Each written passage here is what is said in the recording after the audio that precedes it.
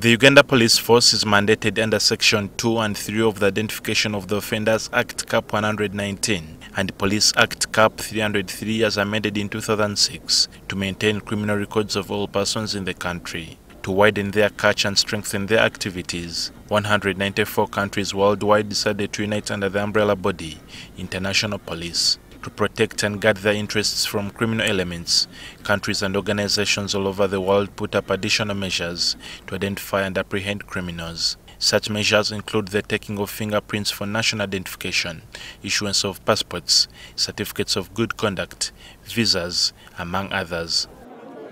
To minimize congestion at the Directorate of Interpol headquarters in Kololo, the Interpol launched an online service effective 17th May this year to deal with the issuance of certificates of good conduct. I think as you note outside as you are coming, there's no longer a crowd here because people book online and they come at their own time.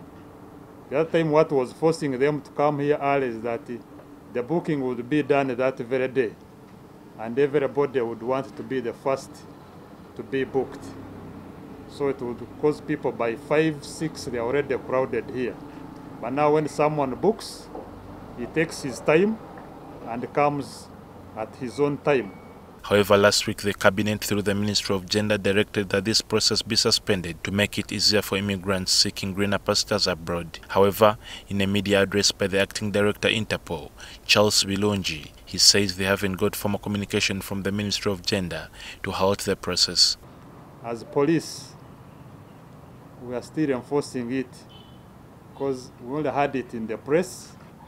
We have not yet got an official communication from the ministry. So when we get the ministry communication, it will be, we shall implement it. What you should know that this certificate of good conduct as a requirement to be cleared is not imposed by police. It is imposed by the organization that requires it as one of the requirements to provide you with that service. By this week, the cabinet extract of that meeting had not been issued yet, and that's the main reason why the formal communication has not been done through to our partner agencies in that regard. But I know that by next week this will be done. And the spokesperson, Ministry of Gender, Frank Mugabe, explains that Cabinet's decisions follows public complaints about the pace at which the police were issuing the certificates.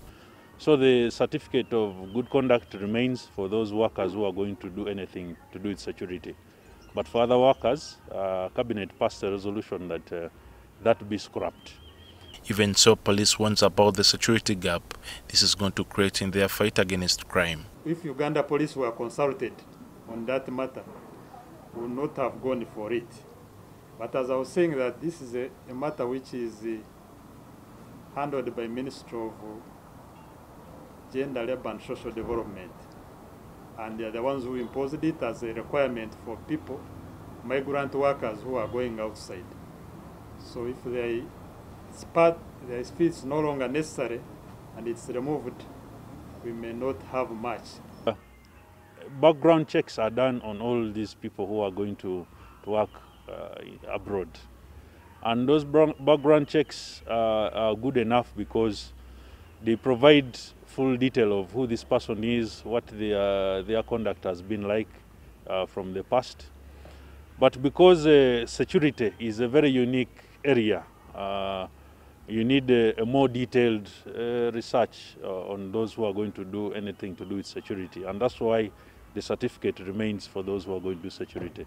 Police says it will continue issuing the certificates of good conduct until it receives an official communication regarding this directive from the Ministry of Gender. John Cliff Wamala, NTV, Weekend Edition.